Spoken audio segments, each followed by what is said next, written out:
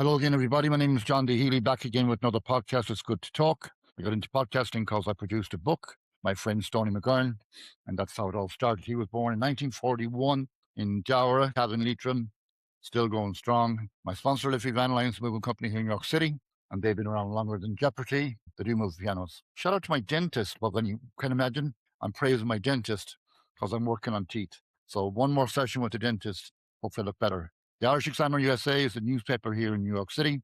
Paddy McCarthy is the editor. Great stories. So keep an eye out for Irish Examiner USA. I always have a guest on. Today, my guest is from County Mayo. Ironically enough, I've had a few people on from Mayo. I had Pádraig Ó on. He's climbing to the top of Mount Everest. I had James Caulfield on. He's Cagefields, Ballycastle. And I had McAndrew guy on, Michael D. McAndrew, a few years ago, 3 years ago. And where's he, may you ask? Well, I was in Connolly's Bar 2 days ago down in Manhattan in Times Square. And I walked in and there was three women, three gossips, I call them. And they were having a big discussion about your man, Michael D. McAndrew. And I sat near them and I could hear them saying, he's gone. Did you know he's gone? One said. And one said, where has he gone to? And she said, he's gone to a better place, a higher place. And I said, how did he go? She said, he went peacefully. And everyone is like, Jesus Christ, where is Michael D. McAndrew? And then the radio turned up and Paul Claffey and Jerry were on the radio. And Paul said, a girl from Ackle phoned in and she wants a request for a song by Big Tom and the Mainliners. You go out the way you came in. And the three women said, are they talking about Michael D. McAndrew? He'd gone out the way he came in.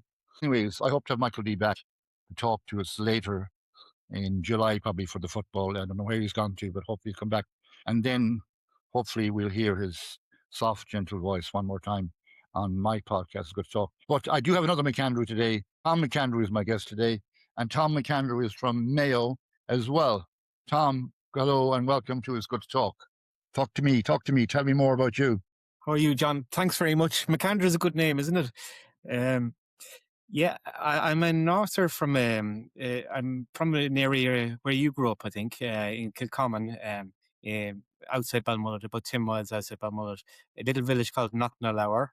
And why I'm on the show, I think, is I've written a book called Doocey Half Sees Whodunnit, and it's a detective novel. And it's about this little scruffy little detective, and he's got bad eyesight, and he gets his first big case, but he starts losing his sight just as he starts investigating. He has to find out what's happened to a crime writer's wife. So it's a bit of fun. It's a bit like, I don't know if you remember Columbo on TV, a bit like that kind of genre. I do. I remember Columbo on TV and Sherlock Holmes. And indeed, there was a character way back, maybe long before you were born. He was called Magoo. Yeah. And he wore glasses too. He was a cartoon character. And Yeah. he used to solve cases, even though people thought, how could he solve a case because he was half blind. But at the end, his catchline was, Magoo, you did it again. So let's talk about Doocey's Whodunnit, the stories. Okay, Yeah. what inspired Doocey, the detective? Yeah. So Doocey is actually my mother's maiden name. It's an uncommon name, I think, and it's spelled Doocey. So I like how it sounds like do and see.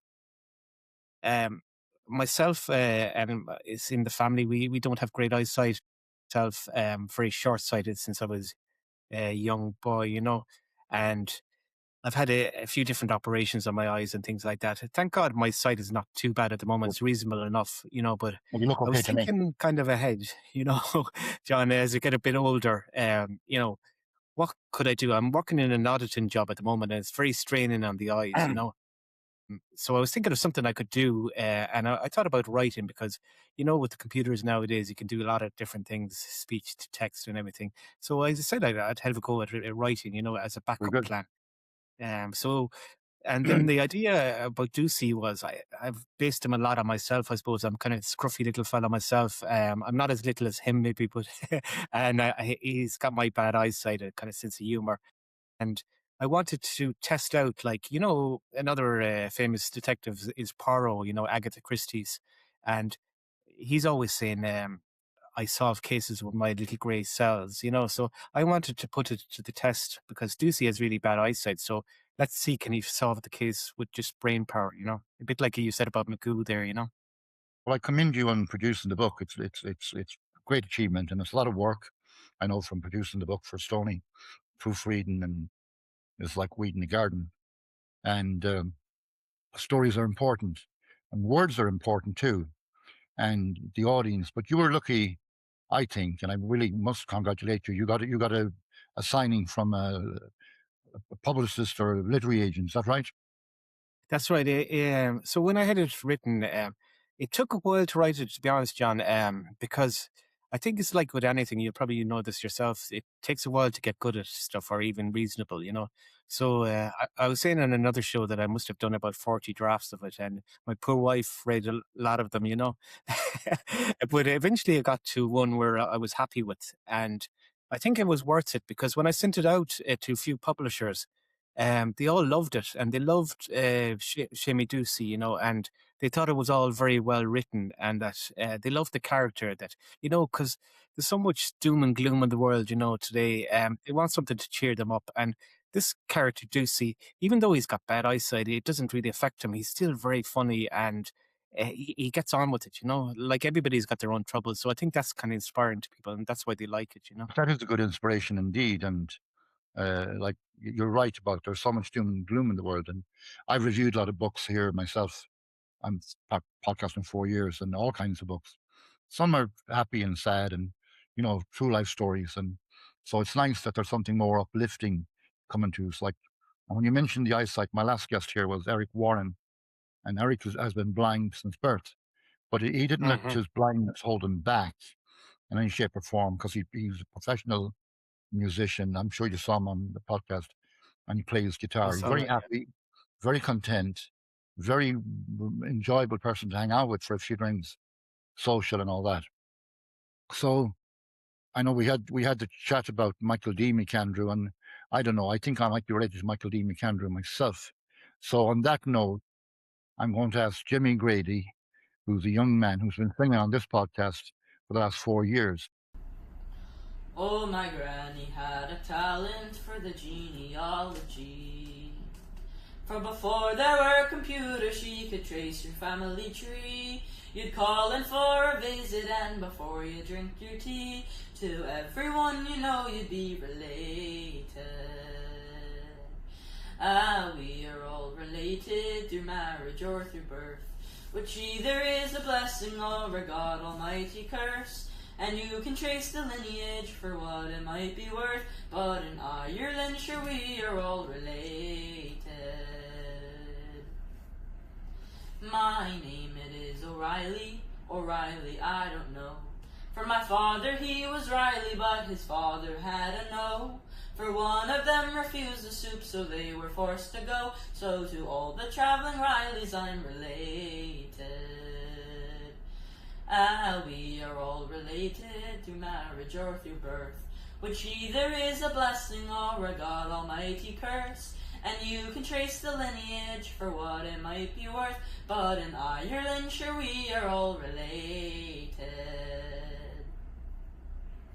Hush your cousins on the radio, my granddad he would say, for we hope that you'll become a singing star like her someday.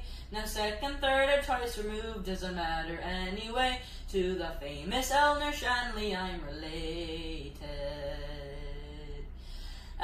We are all related through marriage or through birth, which either is a blessing or a God Almighty curse. And you can trace the lineage for what it might be worth, but in Ireland, sure, we are all related. Now your husband's second cousin is my second cousin too. But before ancestral thoughts arise, 'tis legal through and through. Now my brother's married to his sister's husband's sister, who, sure, like I'm trying to say, we're all related. We are all related through marriage or through birth, which either is a blessing or a God Almighty curse. And you can trace the lineage for what it might be worth, but in Ireland, sure, we are all related. And if you don't believe me, then try it out someday. Just pick a random stranger, a local or a stray.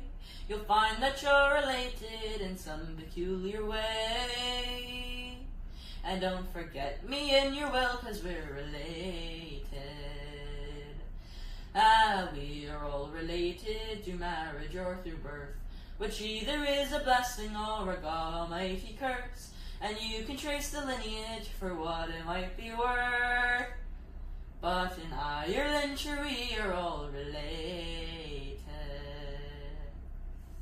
Great stuff. Jimmy, well done. Thank you. Well done. Great stuff. Well done, Jimmy. He's a good man. He's actually related to Muhammad Ali. Believe it or Wow. believe it not. Muhammad Ali has a statue down in Innis, where Yeah. Jimmy's father comes from, or near there. His mother's was common. But as Jimmy said, we're all related. Yeah. Back to Detective Doocey. I like to call him Detective Doocey. So if you're writing more books, will it feature like Detective Doocey solving another mystery? Yeah, that's a good question, John, because when I sent it out to the publishers, it was picked up by an American publisher, and they liked it so much. I thought I'd be lucky if I got one book, but they liked it so much that they wanted 3 books, me to sign up for 3 books. So I'll just tell you a little bit about the second book. Is quite interesting too, because I worked in a corporate environment. I'm working in that for over 20 years, as an auditor. And nobody likes to see an auditor coming near them, but it's a bit like a detective, you have to ask a lot of questions. So it's good for writing. But in this next book, I have a CEO. She's in a boardroom and the lights go out and one of our directors murders her. So Doocey has to go in and find out who did that, and it's quite interesting because I base it a lot on my own experience of working in an office and, the shenanigans that go on there, in the office politics, and it's great fun. So Doocey's kind of in the corporate world in that one.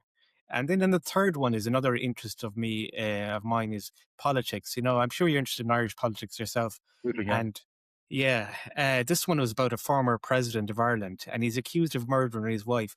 And this president, he's a real, I suppose you could call him a goody two shoes, a very moral guy and very outspoken about justice and Watch everything out like for that. those ones. Yeah.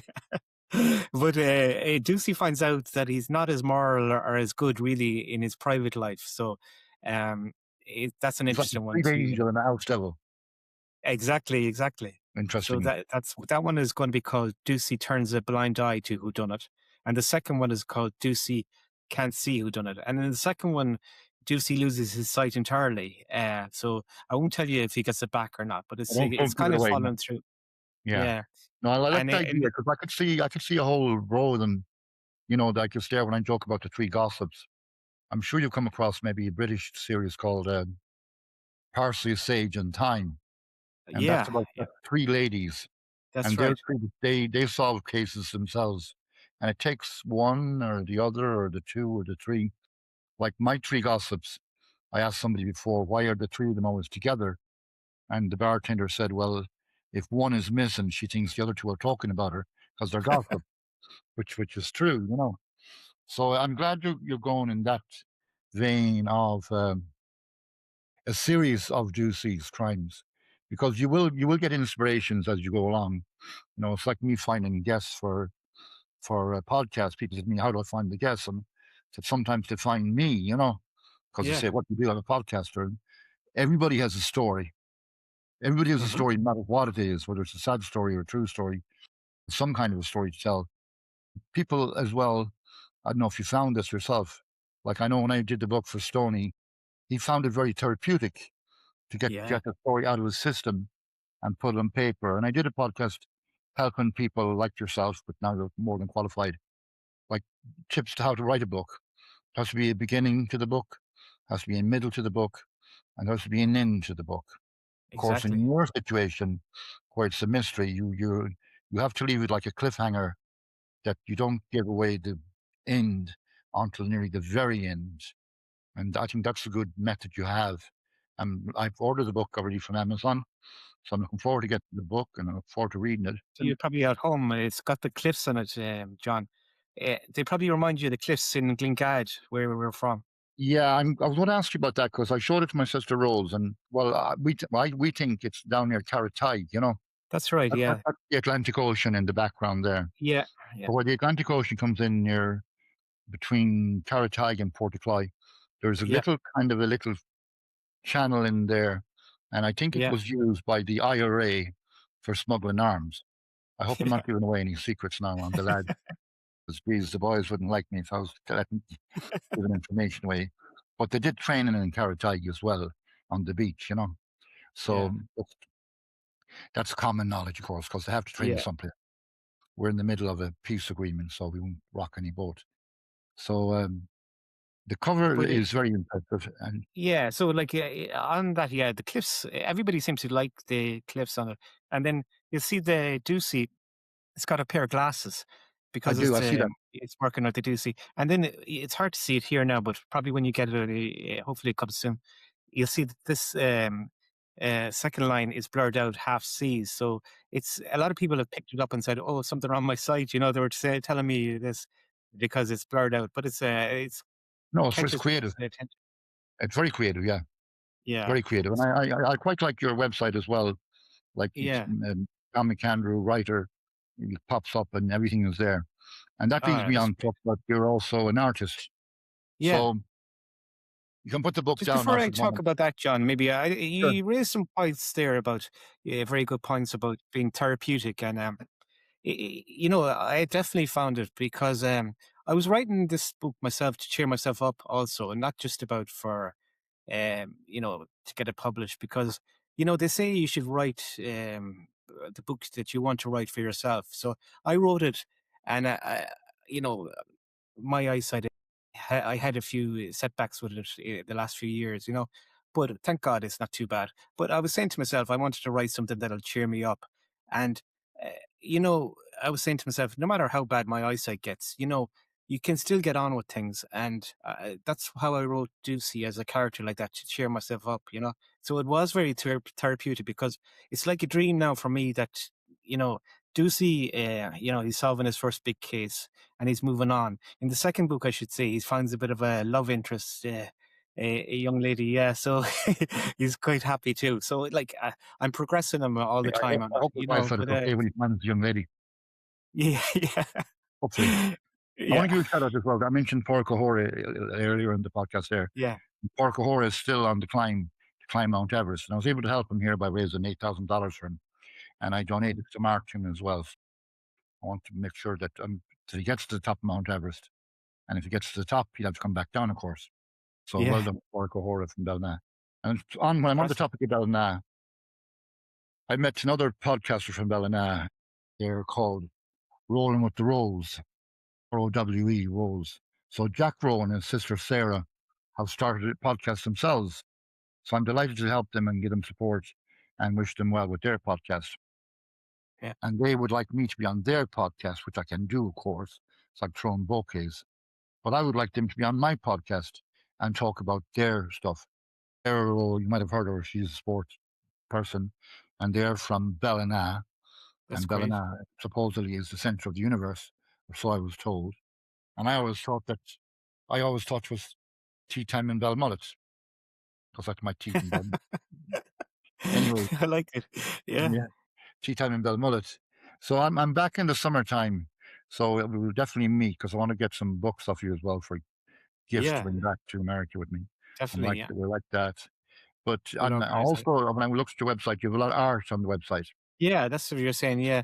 So, like, in the book cover, I was involved in designing it because I wanted to be an artist when I was younger. You know, I won a lot of competitions when I was, say, for example, yeah, I remember winning a competition in the Farmers Journal, and it was when I was about probably 9, and it was big news because I got this big, huge toy truck delivered to the door, you know, and I couldn't believe it. Like, was it unbelievable to get that? And then my picture was in the paper and things like that, you know.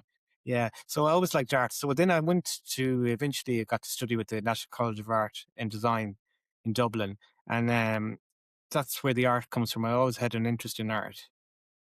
Well, I went to the College of Marketing and Design in Dublin, but I used to poke my nose into the art department just to look at what people were doing and stuff like that. But Yeah. I went more with the marketing side, Yeah. avoid accountancy side, because I didn't like figures or numbers, and I fought with the taxman too.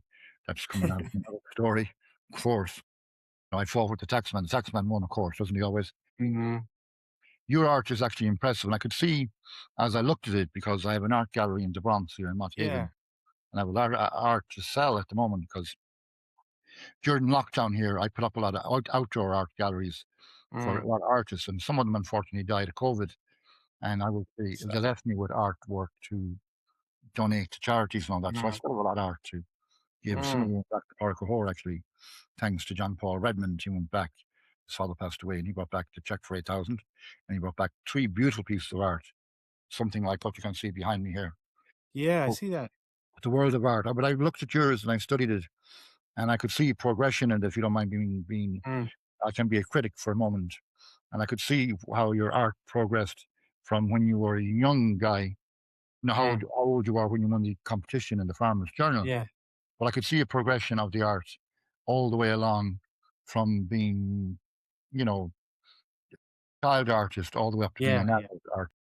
So I could see that progression. So if I were you, not for me to give you advice, would be you should keep the writing and the Doocey together, and yeah, maybe in some future books, maybe you can put in some of your own art, yeah, interlude in the middle of the pages. Like most books are 300 pages. And I yeah, remember one time I had the pleasure of meeting Maeve Binchy in Dublin at the Late Late Show, and there was a bunch of young girls, mostly girls, sitting around her for autographs, and they were all asking Maeve Binchy, Maeve, how do you write a book? Because everybody has this dream about writing a book. And Maeve said, I'll tell you how to write a book. She said, you write one page every day. At the end of the year, you have a book. That's like 365 pages. Now, when I told that to Stoney that I wrote the book for, he took it literally, and he wrote 365 pages. I said, give or take, it can be 218, 270. Like wherever the book ends, it ends, but a good book is usually a few hundred pages and a short story. So what else are we to talk about? Where can people get your book? I know your website is Tom yeah. McAndrew, the writer. Yeah. Yeah, TomMcAndrewWriter.com. That's probably the best place because I have That's why the I links found to it. where they can buy it. It's on Amazon. I It's got it on, on Amazon, yeah, O'Mahony's is the bookshop over here in Ireland, and it's on Barnes and Nobles over there. So I think it's in a lot of the It bookstores is. to order, but it's probably, I have links there to them all anyway Yeah, on the you need to website. have, yeah. And there's a lot of good bookstores in Dublin.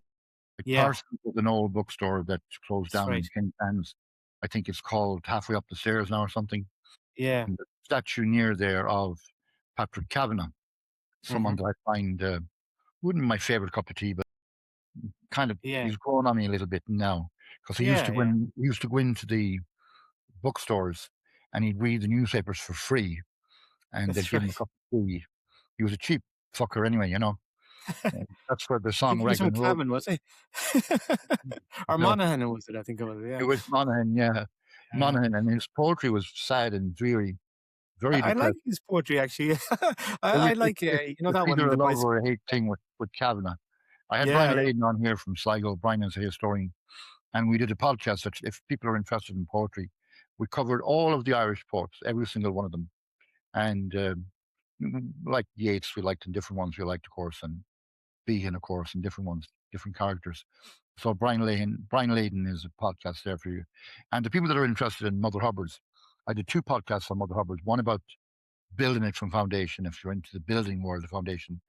And the second one is about the marketing, and right up to when and where I sold it. And the day I sold it, a month after, Paul Claffey had me on Midwest Radio, and he was very eager to find out how much I sold Mother Hubbards for. And he yeah. was pushing the time and was coming up to 12 o'clock to the Angelus time. And Paul kept insisting that I say, what should I sell it for? I said, I'm going to tell you what I sold it for. And then the Angelus came on. So I was saved by the bell. So I didn't have to answer the question. But Sure, you it's can tell standard. us now here, John. I can indeed. I will. I'll tell you now. So, anyways, when the taxman found out, of course, as he does, they were looking for half of what I sold it for. So it was 1 point something million. Okay, but when the taxman took half, well, then money is only money, and Yeah, what's more important than money is manners. People don't realize that.